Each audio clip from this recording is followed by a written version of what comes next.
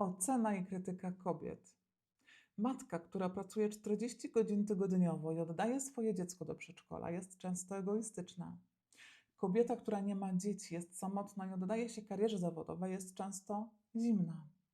Matka, która podgrzewa swoim dzieciom gotowe i kupione jedzenie i pozwala im oglądać telewizję przez jakiś czas, jest często ofiarą i nieumiejętnie wychowuje swoje dzieci.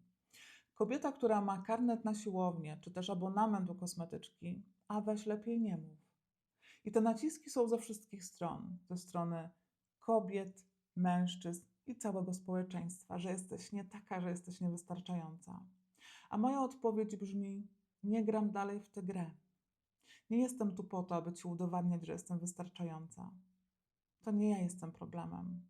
To te oczekiwania są niezdrowe. I ja wychodzę z tej gry. A ty dbaj o siebie, bądź sobą. Ściskam cię mocno.